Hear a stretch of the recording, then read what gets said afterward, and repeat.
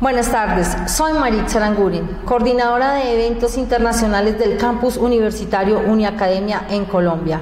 Dando continuidad a nuestro segundo ciclo virtual de conferencias jurídicas internacionales, Uniacademia, con el patrocinio de Leyer, ha invitado al doctor Gustavo Adolfo Restrepo Bolívar, quien disertará el tema El principio de doble conformidad como garantía exclusiva del procesado.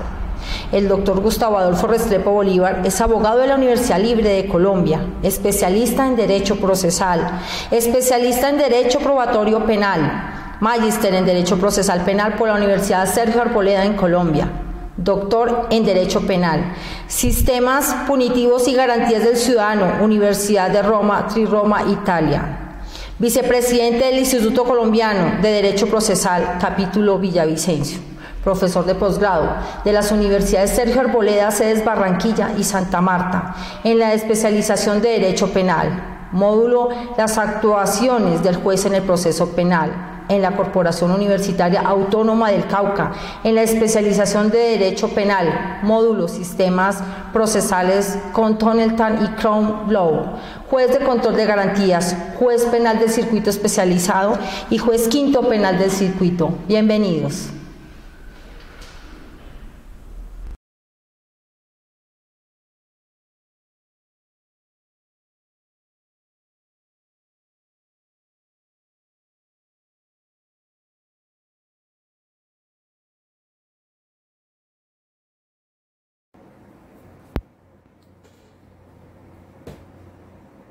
Mucho gusto. Agradezco en primer lugar la invitación que me ha extendido la prestigiosa Uniacademia o la Universidad Académica del Grupo Leyer a este importante foro internacional, foro virtual internacional, segundo ciclo de conferencias, para disertar respecto de un tema de la total actualidad, por lo menos en nuestro país, y es lo que tiene que ver con el principio de doble conformidad como garantía exclusiva del procesado. ¿Cuál es la tesis que nosotros proponemos o defendemos en este debate académico, en este problema de actualidad? Porque por lo menos en Colombia se está cada vez más debatiendo este asunto, y de hecho hay algunos pronunciamientos recientes de las altas cortes, concretamente la Corte Constitucional, respecto a la posibilidad o derecho que tiene el procesado de impugnar la sentencia condenatoria. ¿Cuál es la propuesta o nuestra tesis? Es que impugnar la sentencia en el proceso penal, obviamente de naturaleza condenatoria, es una garantía, pero es una garantía exclusiva del procesado. Significa que para la Fiscalía General de la Nación o el órgano de persecución penal no es posible recurrir la sentencia que se emita en el marco del proceso penal. En otras palabras, si la sentencia que se emite luego de culminado el debate probatorio es de absolución, la Fiscalía no está legitimada para interponer al recurso de apelación, que sería el recurso ordinario a través del cual se trataría de atacar la sentencia y buscar una segunda revisión. ¿Cuáles son las razones por las que consideramos o creemos que ese es el entendimiento correcto de esta garantía?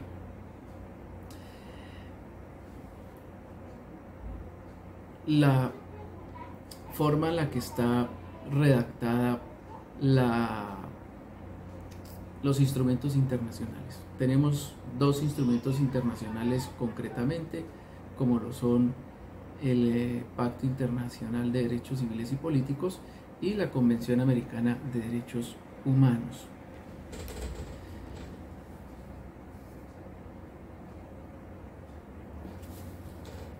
Tenemos por un lado la Convención Americana de Derechos Humanos, que es un instrumento obviamente que gira en torno a la protección de los derechos humanos y que en Colombia ha sido ratificado a través de la Ley 16 de 1972. ¿Qué dice concretamente este instrumento internacional frente a esa circunstancia? Tiene o regula en el artículo 8 lo que son las garantías judiciales. Si se revisa el contenido de esta norma, el primer numeral establece una serie de garantías judiciales, obviamente, que giran alrededor de todos los procesos que se puedan surtir. Sin embargo, la suerte de ello cambia cuando se habla a partir del numeral segundo ya del proceso penal, es decir, que a partir del numeral segundo de este artículo 8, las garantías que allí se consagran operan en materia exclusiva del proceso penal, son exclusivamente en materia penal. Por eso la disposición en su redacción establece que toda persona inculpada del delito tiene derecho a, y hay una serie, entonces un catálogo de garantías consignadas allí, que pues no vamos a hacer referencia a todas porque no es el caso, y dentro de las cuales está el derecho a recurrir el fallo ante juez o tribunal superior. De la misma manera tenemos el Pacto Internacional de Derechos Civiles y Políticos, en el cual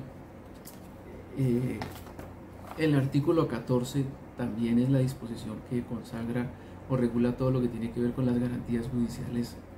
en un proceso. Y el numeral primero de este artículo 14 pues también establece todas las garantías que debe tener un proceso debido o un proceso justo, ¿no? Y ya a partir del numeral segundo de esta disposición encontramos las garantías exclusivas al proceso penal, las garantías que se le conceden al procesado en un enjuiciamiento criminal. Y por eso también, al igual que la Convención Americana, este numeral segundo digamos que permite tener claridad respecto de que lo que está contenido a partir de ese numeral y los siguientes está enmarcado dentro del proceso penal. Toda persona, dice el numeral segundo, toda persona acusada de un delito tiene derecho a. De igual manera, el numeral tercero de este artículo 14 dice: durante el proceso, toda persona acusada de un delito tendrá derecho a. Este numeral tercero tiene algunos literales, concretamente 8 literales que contemplan las garantías de la persona en el marco del proceso penal. En el numeral quinto de este artículo 14 se establece lo siguiente: que toda persona declarada culpable de un delito tendrá derecho a que el fallo condenatorio y la pena que se le haya impuesto serán sometidos a un tribunal superior conforme a lo prescrito por la ley. Entonces podemos advertir cómo desde los instrumentos internacionales de derechos humanos se consagra como derecho humano el tener unas garantías mínimas dentro de la actuación, y concretamente en materia penal unas garantías que deben respetarse por parte de todos los estados. Es decir, que al ser una garantía, porque es la forma en la que el Estado protege al ciudadano de su poder, se traduce al mismo tiempo en unos derechos que no son renunciables, por lo menos en principio, tienen la categoría o la naturaleza de derechos fundamentales. Es decir, que un derecho fundamental de una persona sometida a un proceso penal es el poder recurrir la sentencia de carácter condenatorio. Esto implica entonces que por ser una disposición cerrada en términos de que no permite aplicarse a otro tipo de procedimiento, también permite establecer los límites que tiene el Estado al ejercer la persecución penal y al ejercer su poder punitivo. De manera que, como todo Estado democrático, o por lo menos de derecho, social de derecho, entendiendo que el Estado cuenta con toda la institucionalidad para poder hacer la persecución penal y garantizar un orden justo,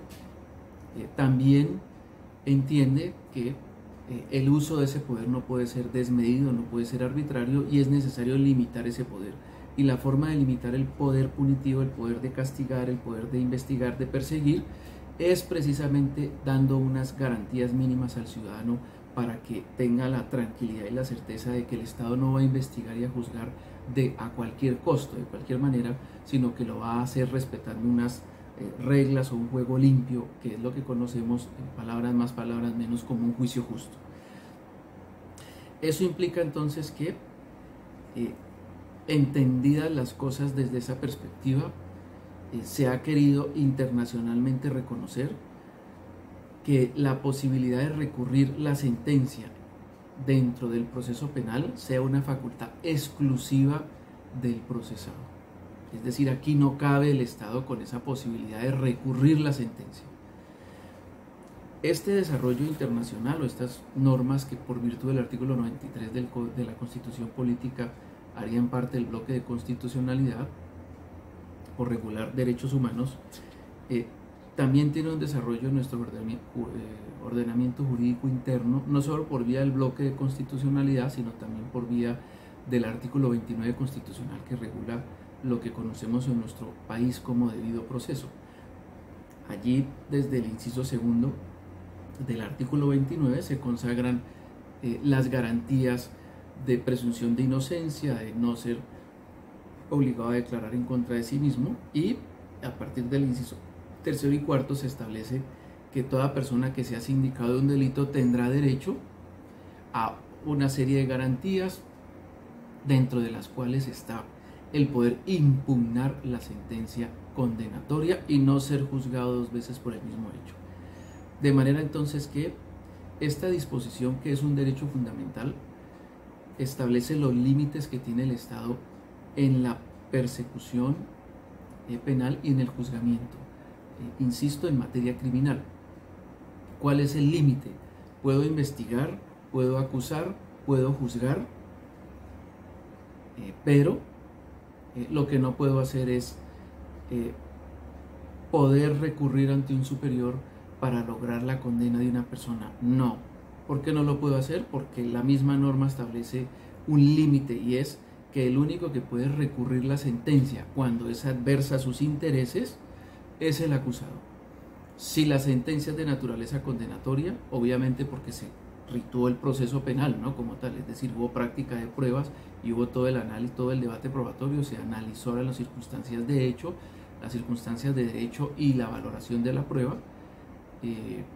Solo en ese caso, cuando la sentencia es adversa a los intereses del acusado, es el único que puede impugnar la sentencia, es decir, es el único que puede solicitar la revisión por un superior funcional de esa decisión, para evitar fundamentalmente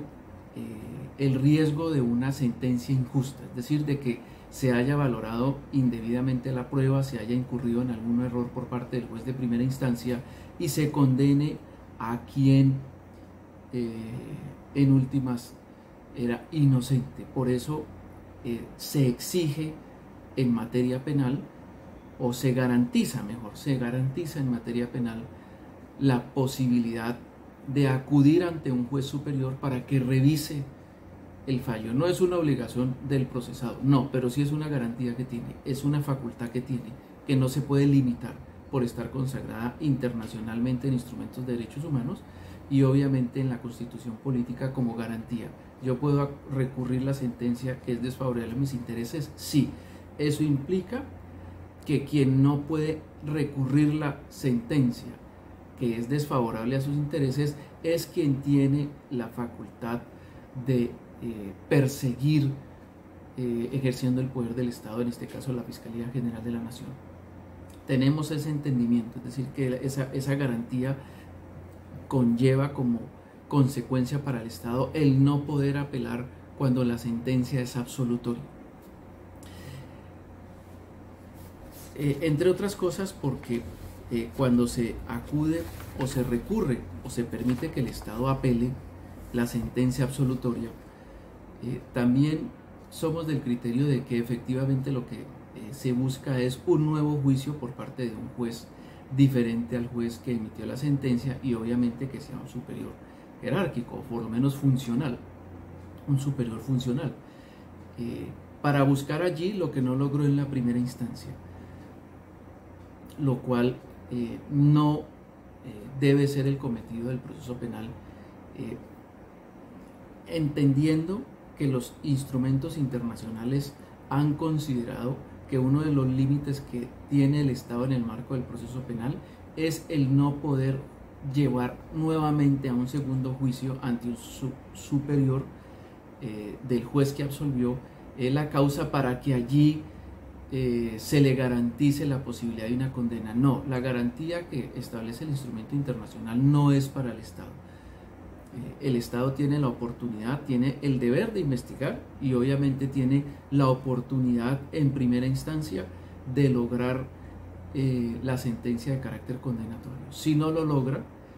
no está facultado para impugnar la sentencia, como sí lo está el acusado, de que se revise su causa nuevamente, entre otras cosas además porque se presume inocente y tiene la posibilidad entonces de que esa presunción de inocencia solo se rompa cuando hay una sentencia en firme. Y obviamente en aras de evitar que sea dos veces juzgado por el mismo hecho, no se permita al ente de persecución penal poder apelar la sentencia absolutoria. Hay algunos documentos que nos permiten hacer referencia a esta postura que tenemos, y es, entre otros, la observación general número 32 del 2007 del Comité de Derechos Humanos, en donde se establece en esta observación general que cuáles son las razones por las cuales no debe permitirse, o mejor, la manera en la que debe entenderse esa garantía es restrictiva, es decir, que cuando se habla del derecho del procesado a impugnar la sentencia, se está hablando al mismo tiempo de la imposibilidad de que el Estado pueda continuar con la persecución penal. Y de igual manera se establece que cuando el artículo 14 del Pacto Internacional establece que toda persona declarada culpable de un delito tendrá derecho a que el fallo condenatorio y la pena que se le haya impuesto sean sometidos a un tribunal superior conforme a lo prescrito por la ley, no debe entenderse esta expresión conforme a lo prescrito por la ley como una facultad que tiene el Estado de conceder o no esa garantía, sino que debe entenderse es a la modalidad en la que se garantiza el acceso efectivo a ese recurso que permite que sea revisada la sentencia. De hecho, también incluso hay un caso de la Corte Interamericana de Derechos Humanos, que es el caso Liaquat Ali Bux versus Surinam del 30 de enero de 2014, en donde allí la Corte Interamericana, haciendo un análisis sobre la garantía de poder impugnar la sentencia condenatoria y cómo debe ser ese recurso que lo facilite, hace algunas precisiones, concretamente al decir que el recurso debe ser ordinario, debe ser accesible o asequible y debe ser eficaz, es decir, sin mayores complejidades para efectos de que pueda garantizarse la revisión por parte del juez de segunda instancia. De hecho, esta misma observación general a la que hicimos referencia anteriormente indica que la manera de garantizar también la impugnación de la sentencia, la revisión por parte del superior, implica que el superior revise no solo la prueba que se produjo en primera instancia, sino también lo que tiene que ver con la pena, es decir, que la revisión debe ser integral. Y entonces, desde ese punto de vista, debe ser un recurso, o la impugnación de la sentencia condenatoria también debe ser lo más desprovista de formalidades legales para hacer efectivo el acceso a la segunda instancia por parte de quien recurre para que se revise su caso. Y aquí entonces habría que decir también que existe o surge la discusión de si la impugnación entonces es lo mismo que el recurso de apelación, que por lo general es el recurso que casi que en todas las legislaciones de América Latina y algunos países de Europa o el sistema continental, incluso el americano, es el que se usa para poder recurrir la sentencia. Si es lo mismo impugnar la sentencia que apelar. Consideramos que a pesar de que facilitan la misma posibilidad, es decir, de que un superior revise, en el fondo no significan lo mismo. La impugnación permite que la persona exprese su inconformidad con la sentencia sin que tenga que entrar a precisar concretamente cuáles son los aspectos que no comparte de la decisión de primera instancia, es decir, está más desprovista de una formalidad, de una técnica como tal, así sea mínima, pero está desprovista de esa técnica que exige incluso la apelación, a pesar de que el recurso de apelación es un recurso ordinario, no es un recurso extraordinario, que tiene una técnica un poco más compleja, pero que tiene algún grado de técnica para efectos de que pueda abrirse la posibilidad de recurrir. ¿Y por qué consideramos eso? Porque el recurso de impugnación, o para corroborar el argumento que estamos exponiendo, también está arreglado en el artículo 86 de nuestra Constitución Política, cuando se habla de la acción de tutela, y el decreto 2591 de 1991 que lo regula, y también en la acción de habeas corpus. Si se revisan estas disposiciones, encontramos, es decir, en el artículo 33 de la Constitución Política, y en la ley 1096 de 2005, que regula este derecho fundamental de habeas corpus, se establece que cuando la persona tiene una sentencia desfavorable en materia de tutela y en materia de habeas corpus, puede impugnar la sentencia, y esa impugnación no requiere ninguna formalidad. De hecho, le permite a la persona que se ve afectada con la decisión simplemente manifestar su inconformidad. Con el solo hecho de indicar que impugna la sentencia es suficiente para que el superior jerárquico adquiera competencia y pueda revisar la totalidad de la decisión y pronunciarse frente a la decisión de primera instancia. Entonces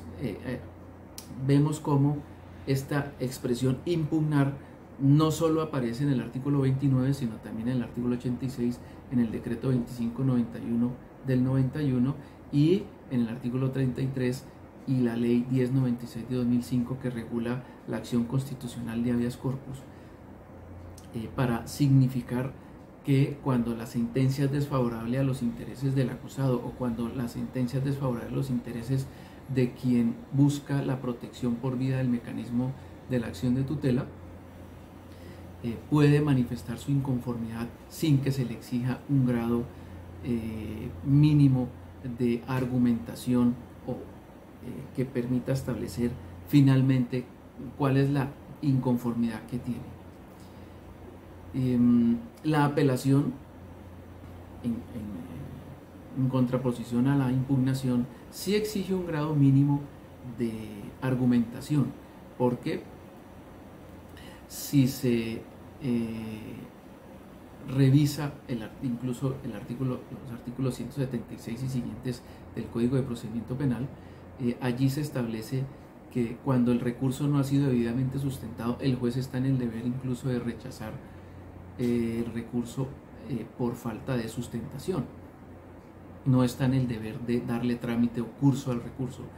Exige, incluso como la jurisprudencia de la Corte Suprema de Justicia lo indica, que se precise cuál es el aspecto de la sentencia del juez de primer grado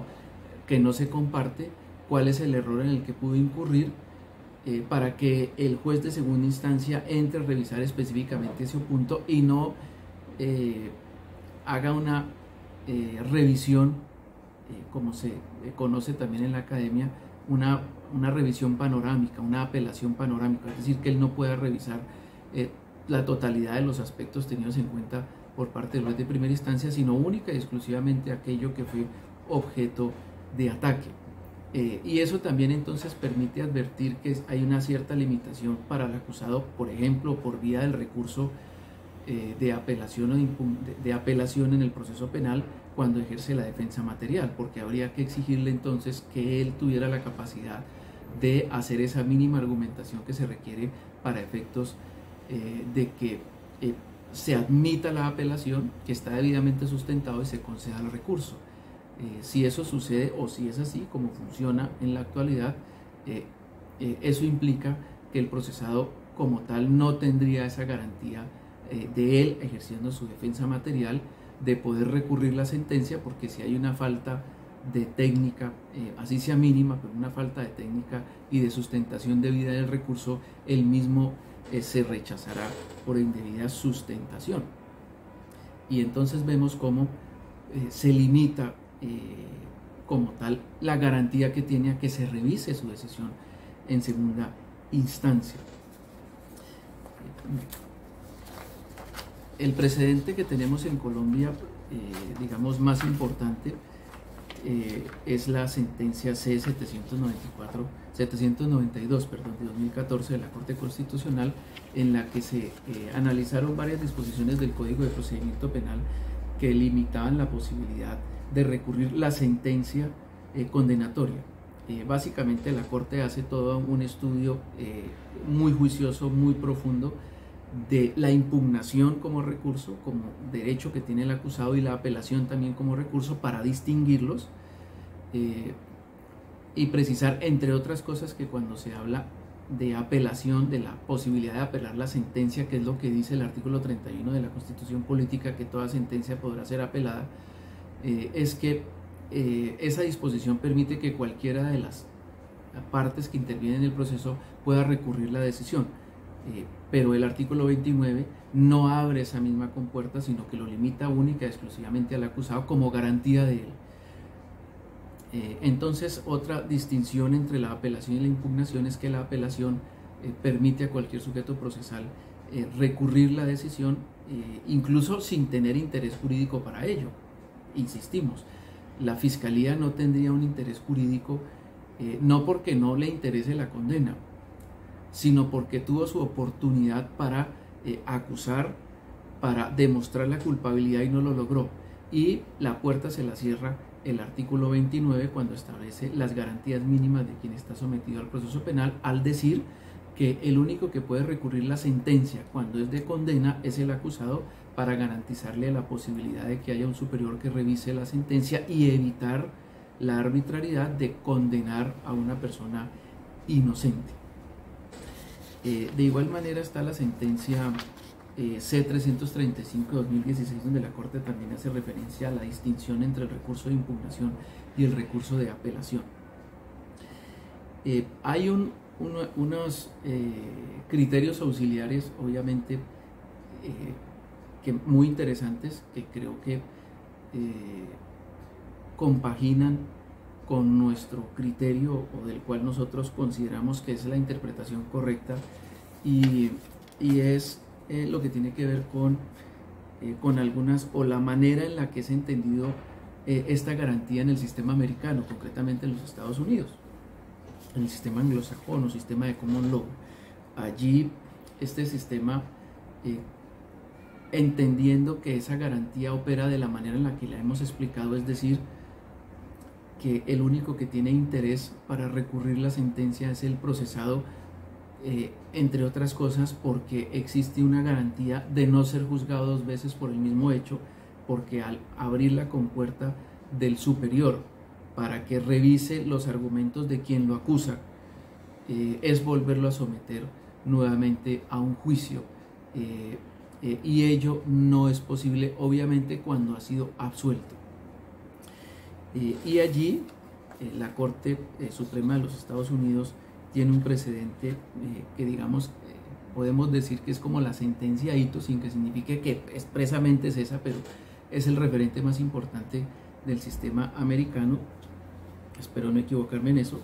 y es el caso Estados Unidos versus Scott, contra Scott de 1978, en donde la Corte Suprema hace un análisis de qué implica la garantía para el acusado de impugnar, de que solo él pueda impugnar la sentencia, y es que básicamente ello impide que tenga un segundo juicio, y que en ese segundo juicio, es decir, una segunda valoración ante un juez superior, pueda la Fiscalía, que es quien hace la persecución penal, suplir las falencias que tuvo, bien en su argumentación, bien en sus alegatos, bien en la práctica de la prueba, suplirlo porque los advirtió en el momento en el que escucha las razones por las cuales el juez termina absolviendo, y entonces va a tratar de suplir esas falencias ante el superior para allí lograr la condena, y eso es un límite constitucional que la Corte Suprema ha entendido no le es permitido al Estado, para evitar que el Estado pueda de alguna manera sacar ventaja del poder que tiene, de tener los recursos digamos ilimitados, en el entendido de que siempre existirá la entidad representada por personas, pero tendrá los recursos disponibles para que quienes funjan como fiscales puedan seguir ejerciendo los recursos de ley ante las instancias que sean del caso para lograr la condena. Dice, usted no puede someter a la persona a un nuevo juicio para que usted trate de llenar los vacíos que no llenó ante el juez de primera instancia para lograr la condena. No, eso no es posible. No sería un juicio injusto seguir sometiendo al procesado a que se siga defendiendo del poder punitivo del Estado por vía de un recurso o de los recursos que quiera interponer para que se logre la condena cuando ha sido absuelto. Entonces, se ha entendido la Corte Suprema de los Estados Unidos que no se debe permitir que el Estado pueda seguir ejerciendo la persecución penal en segunda instancia o en una tercera instancia, por llamarlo de alguna manera, cuando se recurre ante la Corte Suprema de los Estados Unidos, o en el caso de Colombia, para poner en nuestro contexto, que la Fiscalía pueda, si no logra la condena en la apelación, entonces ir al recurso extraordinario de casación para que allí la Corte pueda emitir finalmente una sentencia condenatoria. Creemos que ese entendimiento es acertado, es correcto, el entendimiento que da la Corte Suprema de los Estados Unidos, y que compagina con estos instrumentos internacionales, tanto el pacto como la Convención Americana, de que primero se limita la posibilidad de recurrir en materia penal la sentencia exclusivamente al procesado cuando la misma es condenatoria, y de la misma manera se restringe la posibilidad para el Estado de poder recurrir la sentencia cuando la misma es absolutoria.